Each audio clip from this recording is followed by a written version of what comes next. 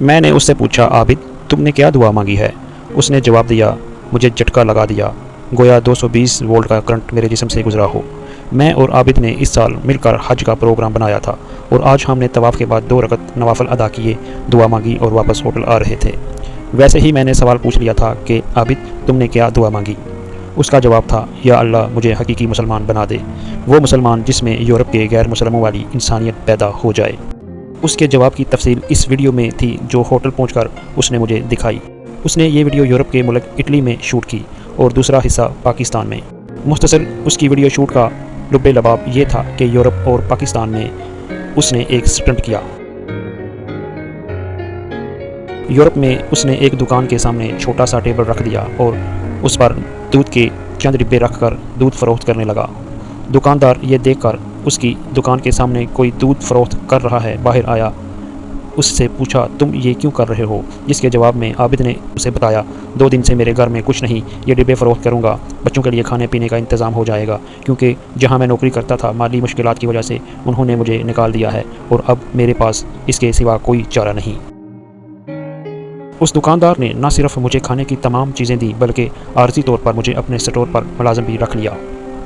یہ سٹنٹ کم و بیش میں نے 8 مختلف علاقوں اور سٹوروں کے سامنے کیا اور ہر جگہ مجھے تقریباً ایسا ہی رسپانس ملا۔ اب یہاں گجرانوالہ میں ایک دودھ دہی کی دکان کے سامنے چھوٹا سا ٹیبل اور اس پر دودھ کی بالٹی رکھ کر دودھ فروخت کرنے لگا۔ چند لمحوں بعد دکاندار کھولتا ہوا باہر نکلا، میری وضاحت سنے بغیر لات مار کے میز، بالٹی، ڈونگا اور شاپر سب کچھ الٹ پلٹ کر دیا۔ یہی تجربہ لاہور میں شاہ جمال کے علاقے میں بظاہر بارش اور سومو سلاد کے پابند دکاندار کی دکان کے سامنے بھی کیا، مگر منہ کی کھائی۔ ان حضرت نے نہ صرف میرا سامان ادھر ادھر پھینکا بلکہ مغلظات سے بھی نوازا۔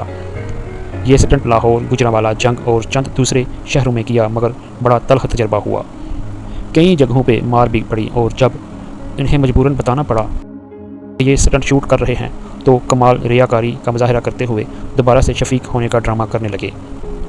اس تلخ تجربے کے بعد میں تو اس نتیجے پر پہنچا ہوں کہ ہم مسلمان اللہ کے ساتھ چیٹنگ کر رہے ہیں۔ ہاتھ میں تسبیح، مسجد میں اگلی صف، افطاری میں ڈیرو کھانے کا سامان سامنے سجائے بخشش اور خوشحال زندگی کی دعائیں مانگے جا رہے ہیں، مگر پڑوس میں کسی کا بچہ دوا اور ڈاکٹر کی فیس نہ ہونے پر بغیر علاج کے کراہ رہا ہے، کسی کے گھر فاقہ ہے اور کوئی بے روزگار ہے۔ اس کی ذرا پرواہ نہیں اور چلے ہیں رب کو راضی کرنے۔ بات یہ ہے بھائی جان، یہ مسلمانیت تو دور کی بات انسانیت تک نہیں۔ یہ کہتے ہوئے عابد کا چہرہ آنسوں سے تر تھا اور میں سوچ رہا تھا کہ اس سارے منظر میں خود میں کہاں کھڑا ہوں۔